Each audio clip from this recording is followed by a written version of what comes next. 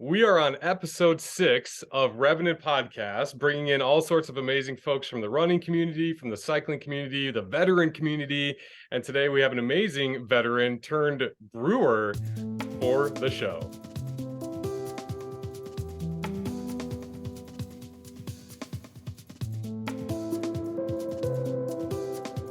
Danny Frieden, welcome to the REVENANT Podcast, man. How are you doing? Very, very happy to be here. So you've got a lot going on. When Jason actually from episode 1 referred you to us, and your resume is pretty extensive. Let's get into the military thing. You were in the military for 23 years. What was the story? Tell us about that experience. A very long time, and I got to bounce around to really cool places. I would say how it brings me to your show a little bit is I got to go to really nice places where being outdoors made me stay in the military a little bit longer all the time. Got to go to places like Virginia and Germany, Arizona, Colorado, where, in the Army, we call those resort stations. And it really to enjoy like where I lived. So it made me enjoy my job even more too. And so watching, what you guys are trying to do, and I've never been to Montana, but it's definitely a wish of mine to get out there. You feed my fuel, and I think you feed the fuel for a lot of veterans, that have gotten out and are maybe looking for something else to do that gets them excited again. I appreciate that, man. Yeah. So Revenant, as you maybe learned through some of the stuff you've watched and read, is one of the events for Warrior Transition Outdoors. And we're just trying to make sure we have a holistic approach to veterans and their families transitioning. Well, it seems like you've had a fairly successful transition, but that's just outside looking in. Give us the full iceberg. How was that experience for you when you got out? And now you're doing, like you said, something you didn't ever imagine doing, right? Yeah, I mean, I might be an anomaly. I don't know. I had an incredible transition. I retired out of Fort Drum. That was my first duty station when I was 18 years old. It was my last duty station when I was a major. I'm like, how does this work out that you get this whole cycle? And this is where I get to actually, retire from the military. Yeah. Fort Drum didn't spin you up that far out, for retirement or really just transition from. But, you had a good 2 full months to do it. And they were sticklers about how you did it. Everybody, you had to do it. I mean, there's a checklist. And I tell you, they covered all the bases for me. When I got out, I had everything that I needed. A resume. I knew I already had job prospects. I was an open mind. I mean, I knew that my paycheck was done. I needed to start another paycheck. I had nothing to fall back on. I had a family. So I really paid attention to my transition, and I took it to heart. And I brought back a stack of, information like this. Head was full. But I sat with, younger guys and girls just getting out who didn't care. Like, I just want out and just get me out of here. And, I wish I could have just put them in a chokehold and said, listen, pay attention, get this stuff. These things are for you. A lot of people didn't listen. And, I hope their transition went okay. I hope they had some phone numbers they could call. But Fort Drum did a great job. But they sucked in, a lot of other installations came to Fort Drum just to transition because they had a pretty robust system.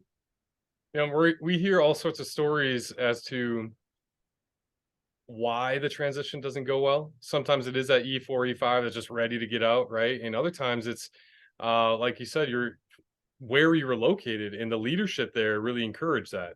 There are others that, even though you're supposed to have a year to transition, it doesn't happen that way. And those leaders, I'm civilian, so don't forgive my lack of jargon, speech, but they didn't promote that. And they actually said, you need to continue to show up to work until your last day. So we were just seeing all sorts of reasons. And what I love about your story is that we want to get to a place where we can tell people this transition can be a good thing, And so to have stories like yours out there, I think that just gives hope to a lot of people that might be watching this saying, mine is not going well, or I'm scared to. Yeah, I feel like, I have talked to people that got out and had no idea that, they can go to any national park in the U.S. It's on the U.S. government. They're going to pay for you for your, for being in the military. Little things like that, medical care and things like that. So, hey Pat, keep it down. I'm going to keep that in the podcast, by the way. But that they gave you, you know, that if you weren't paying attention, you'll forget about it immediately, and you know, you'll never get it again.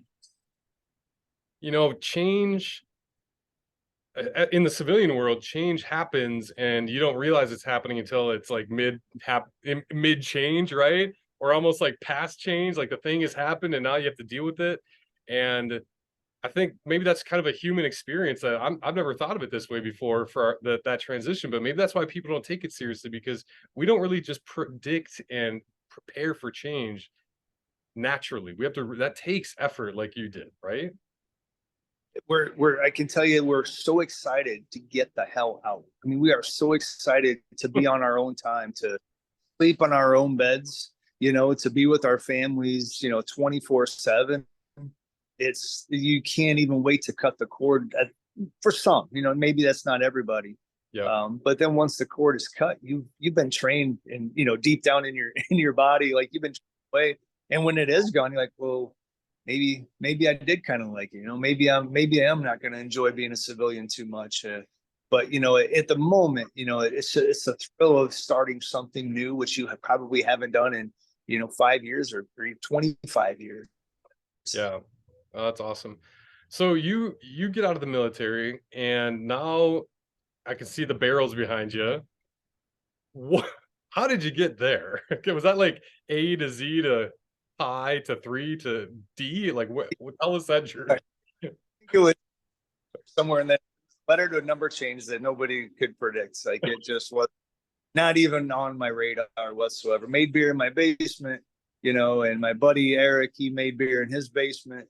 Never had an intention. We brew beer all the time. Never had an intention of starting a brewery. And I got a job at a nice copper factory here in Rome, New York, and life was good. Went to work at 7, got off at 4. Never had that before. You know, got to spend every night at home with my wife. I'm like, what is this all about? I had it made. And How did you screw that up? easy life could be. And my wife said, we're going to start a brewery. I said, no, we're not. And I fought it for about a year. And Revere, the copper factory that I worked at, they did a huge layoff. And I said, well, if we're going to start this brewery, I guess we better do it now, because I'm about to not have a job. So we bought a building. We got the brewery, you know, in first year. And a year later, we opened, and Revere didn't fire me. So then I had 2 jobs, and then really was in trouble then. So I did end up putting the factory job after about 2 years, and the brewery job is my full-time job now. So we're pretty small, but you know, it's for a guy that you know, I don't know. I worked as a veterinary technician, and then as a logistics guy. I loaded ships for the military for a long time. I had 0 experience starting a brewery, so starting small was my blessing. You know, we started small, started easy, and we're now 7 years in, and things are looking great. So brewer is not an MOS in the military. That's not an option. I don't even wouldn't fit into any 91 category. Yeah. It was chemistry in the basement. I don't know. Maybe I was medically like I qualified for something. Yeah, no, that's cool. So Copper City Brewing, it's called, right? City Brewing. Yep. We opened in 2016, and you know, we get a little bigger every year. It's very successful. My business partner is he's a software engineer. The guy's too smart for his own good. I run the business. He makes the beer delicious. So the way I tell everybody, I said I just make sure it goes away, and it's a nice balance. So Rome, New York. I don't. Oh, go ahead. Sorry. I said I don't drink it all. That's not how I make it go away. You sell it. Yeah. Where's home for you originally? Where are you from, and how did you ended up in Rome because of that job? Yeah, I grew up in the Midwest. I grew up in Iowa. So I joined the military right from Iowa, went down to Fort Leonard, Missouri to my basic training, and then bounced all around the world after that for actually 26 years total if you add in my ROTC time in Arizona. But yeah, I've been all around the world, and it's been great. I mean, I picked up my wife here in 1995, and she was reluctant to move anywhere, and took her to Germany for her first duty station. And that's a nice thing to do. Your wife of, you know, 2 weeks. Let's move to a foreign country. Leave your family. That's crazy, man. when did you realize you had a love for the outdoors? And tell us about this, like where do you fit in this fitness conversation do you like to run? Do you like to cycle? What kind of events have you done? I'm just curious, what is your background with all of that? Yeah, check. Like the Army really, I mean, nothing professionally. I am not crazy competitive, but I just love being in the woods. Ask my wife. I will just call her out of middle of the day, like, hey, you know what? I'm not feeling like coming home tonight. I'm just gonna crash here in the trees. She's like, are you serious? I would say being in the Army for 23 years and spending so much time outside gets you used to it, makes you confident. And really, in 2012, moved here to New York, 6 million acres of national forest. So you have the Adirondack Park behind us. Where it's about an hour from where we live. One of the safest places to camp, to hike, to bike, to do anything. It's so much space. But on the negative side, we've killed everything in that national park that can kill us. So there's really no such thing as mountain lions anymore, poisonous anything. You'll get a couple of black bears. It's not like living in Colorado or Montana or Arizona, places like that, where there's still a lot of dangerous wildlife. But Yeah. did spend time in Colorado, spent time in Arizona, and just I can't get enough of being outside. So running was definitely my thing. Recently just got out of it. I don't know what happened. But mountain biking has always been my thing. So if I can be on a bike, that's definitely what I do. That's awesome. There's something about those things that are higher on the food chain than you in the wilderness that keeps you humble when you're out there. You know what I mean? So what have you Don't done, get like races and like half marathons, 5Ks, any mountain biking event, like anything like that? Or is it really just for personal pleasure that you've kind of kept that as like a hobby? most of mine is personal pleasure. I'm a soloist. I will bike with people, but I don't care for it. I mean, it's my time. It's my wilderness experience. It's where I really get to think about what's going on with me, think about what's going on with the business. I definitely raced a lot, running. I'm very competitive runner, but I'm under a half marathon. I'm a 10K guy. We run the Utica Boilermaker every year. It's a 15K.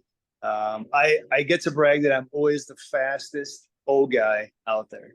So I'm in my tell you what, I always bring home first place for the 50-year-olds. But I've been healthy. I don't know. Maybe there's so much time, working out every day with the military that my body's still used to it. I still do it. And I very rarely get injured. So I'm always competitive no matter what I do.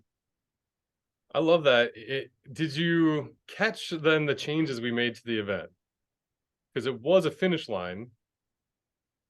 We removed that. Did you catch that? I know you said you did some research.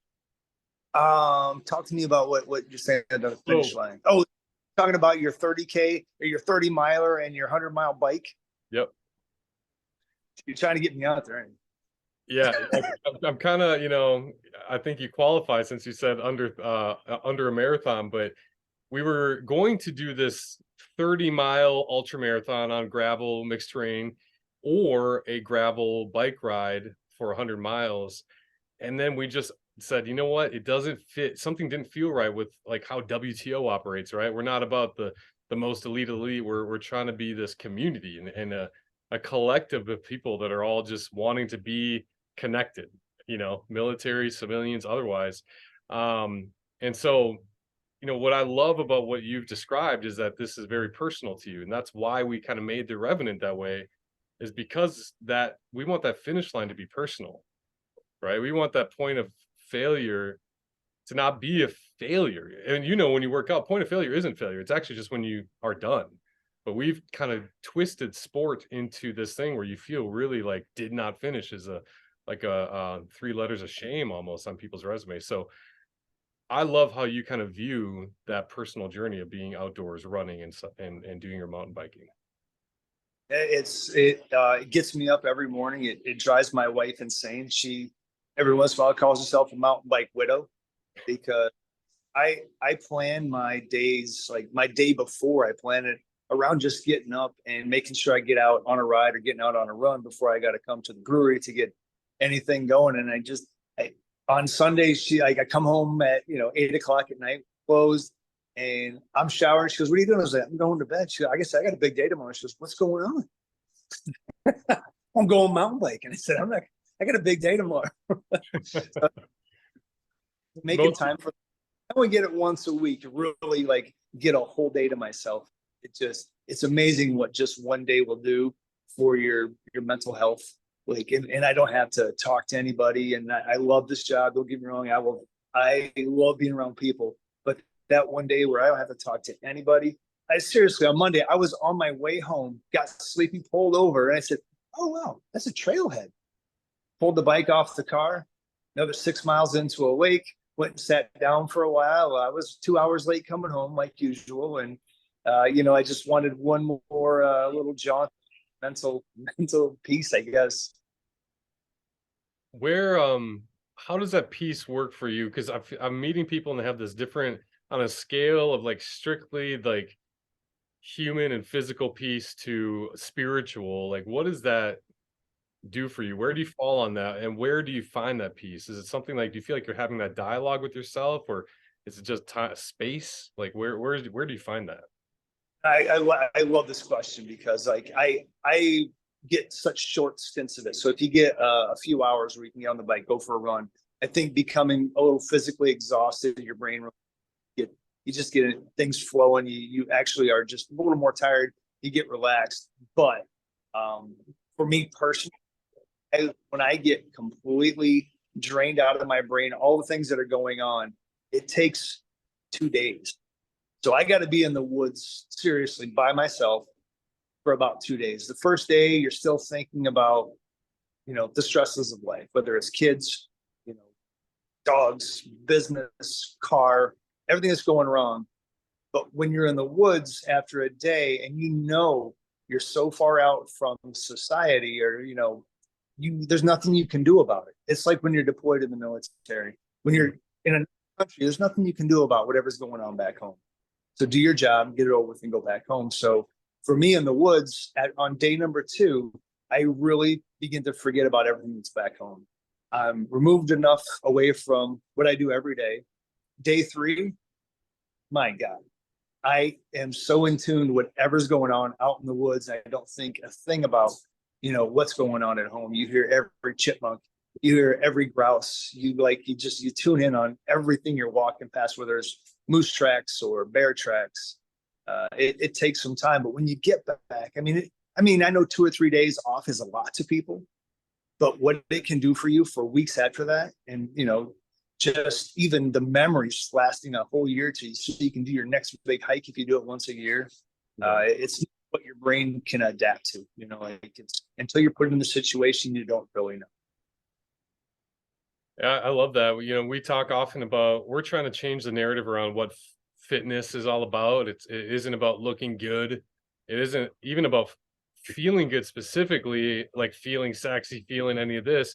We want it to be about like remembering who you are. And I think that's what you get when you're out in nature, is that first day you're still thinking, well, I'm the guy that has to do X, Y, and Z. But at the end of the day, you love your family, you love your dog, your cat, all those things. But just being one with nature reminds you, like, I'm nature. This is who I am. I don't know if that resonates with you, but I kind of feel like that's what we're trying to promote, is this remembering who you are when you're pushing yourself on that course to the next mile, because there's no finish line. You can make another mile. We want people to remember that you're stronger than you think you are, whatever it means to people. But how does that resonate with you? Oh yeah, that's precisely what I'm getting at with mentally, but physically. I'm fairly physical, and carrying a pack is not that big a deal for me. And I tell you, on day 2 in the Adirondacks a few years back, I had too much weight. I wasn't in the best shape that I've been in. And I got to my second night spot where I just basically collapsed, and I had pain beyond pain.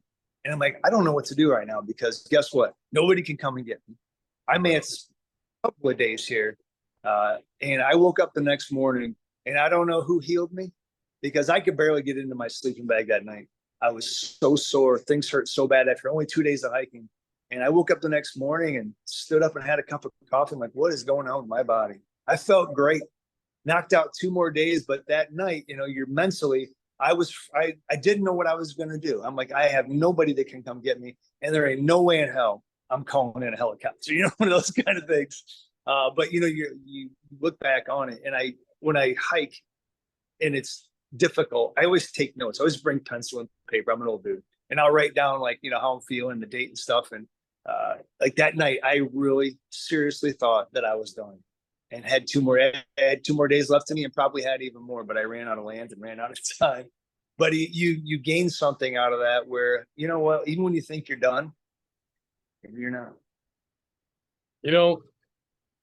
I'm really learning to roll with the punches today, because we even trying to connect. It took I was trying to get there, and then you were there, and you were on your laptop, and now you're on your phone. And what I think those things do, because I don't know if you heard it, but this generator kicked in. Could you hear that? No. There's a generator across the street from me right now, and I usually do this podcast. The first one ever was right here.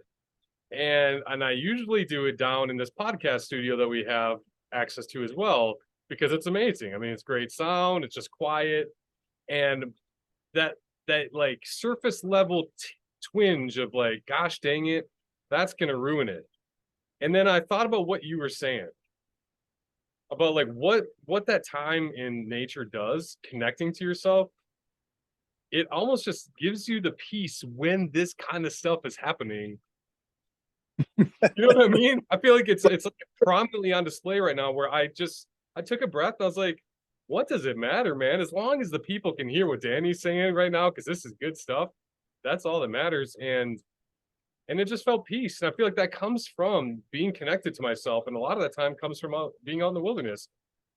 I bet that's how you feel when you get back to the family, when you get back to Copper City. You probably feel that much more able than even when you weren't doing those things. Am I right? I would, and again, you can't disagree with that. Your mind is in a different place, and you realize that things that are oh shit, are really not. They're really just, it's going to be fine. So I pass it on to my employees, when something isn't right. I'm like, wait a minute. Did somebody get hurt? No. I said, did somebody die? No. I'm like, oh, we're good then. What is it? They're like, oh yeah, well, this keg squirted everywhere, and there's beer all over the cooler. I'm like, oh, all right, well, there's a mop over there. Go clean it up. Well, okay. So I always bring everything back down to your brother got to spend time in the military. You're still spending time in the military. It's one of those things where you've seen pretty crazy stuff, and really nothing flat. Nothing's really going to get your gander up anymore. It's fun. I guess the military blessed me with that for sure. I'm the voice of calm and reason. When everything hits the fan here, I'm the guy that walks around what's the matter? Really, that's not really a big deal at all. And they're like, yes, it is. I'm like, tell me what's a big deal. And it always comes down. I got a small story. We had a car accident here last week, and I'm looking out the window. People are yelling and screaming at each other. And I walked out, and this lady's like, I'm going to call the police. I'm like, no. I said, I'll call the police for you. I said, you're not in your right mind. I said, let me call the police for you. I said, you do realize that you're going to be the one that gets the ticket, right? You backed into this guy. I said, I don't want you to get in trouble, but are you okay with this? And all of a sudden, she just came right down to okay, well, I wasn't looking. And I'm like, okay, it's fine. I said, it's an accident. So you guys both have insurance. It's going to be over with in 2 minutes. And went from screaming match to, ready fist to fly to oh, okay. And everybody drove away, and they were happy. But thank God for the Army to keep you, from when shit hits the fan, you're well, that's not that big a deal, because nobody's getting shot at. I've heard, because I talk with veterans all the time, and oftentimes it's almost like a blessing that you're in that leadership position, because people look to you subconsciously for everything you just said. But it can be frustrating for those veterans that are transitioning into maybe a middle management or lower management job, where they don't really have any authority or control to do anything. And then they see that rat race of life around them, and people freaking out because someone sent the wrong email, and whatever it might be in the corporate world. And I've seen a lot of disconnect there, where they're like, you don't even know how little that matters because of what I've been through, right? It's got to be very frustrating, because they actually have the skills to make it better. and they're not the ones that can actually do it. They got to watch it all happen in front of them, and that is, just it's Yeah. So what a gift for you to be able to bring that to people. I can feel that from you. So I'd say your employees, your business partner, your family is very lucky to have you. What are some like kind of parting thoughts here in terms of, when and where you're going to sign up for this race? No, just like I got to start training to run 30 miles. I think I got the bike thing already. You come out and you can go literally a mile down the road. We'll give you a t-shirt and then you can just hang out with us. Whatever is a finish line for you. Would love to have you, obviously. But beyond that, what are some last kind of parting thoughts for people watching this? Could be about anything you've talked about, the military, could be about the outdoors, but what's that last word that you kind of feel coming up? Now that's the hardest question you've given me today, isn't it? It really is. I mean, I was very lucky. But you know what? I had, even if I wasn't quite ready to get out, I was lucky enough to be in a community, and to find people like Jason Jeremy that like kind of sucked me in and knew that I was at a transition point in my life. And I mean, he knew I was getting out. I didn't know if I would struggle with it or if I would be, no big deal. But I immediately got surrounded by military people in a town with really no military. We have a very small military contingent here. And I latched on to them immediately. So I joined RWB. I'm like, yeah, I'll hang out with you guys. And, somebody sent them to me. So I think that if that would be one thing I could pass to whoever is getting out, don't go hide in the hills of Mississippi and sit in your cabin and worry about what's going on. Join the veterans around you, whether it's a Legion or a VFW or whatever. I mean, RWB is nationwide. I mean, you can join these guys for free and you got a free workout and buddies to hang out with anytime you want with no questions asked. And I would say they were my transition success as far as keeping me in the right mind of being healthy, still working out, still having responsibility, going to work, and people that were poking me to, hey, you're going to show up for this run, hey, you're going to show up for this hike, hey, would you mind leading this event? They got me talked into being the race leader for a duathlon. I'm like, what? I get to be the race director for a duathlon? I'm like, okay, sure. But that was my success, and I think it was completely accidental that made my transition go super smooth. So anybody can find, somebody they can hang on to when they get out, just in case. Guide them through healthcare, guide them through how to use the VA. It's not easy. That's an awesome last word. And for civilians watching as well, as a civilian myself, having that empathy to know that your military friends and family, and whether first circle, second circle, they're going to be going through that at some point in their life when they get out. And so knowing where you can help direct people, like, hey, I heard about this RWB on a podcast, should check that out. Or I heard a WTO, maybe reach out to them or whatever it might be. I think that's great wisdom. So Danny, thank you for joining us on this podcast, man. I hope to see you in Montana soon, whether it's for Revenant or just any reason. You are welcome here anytime. I appreciate it.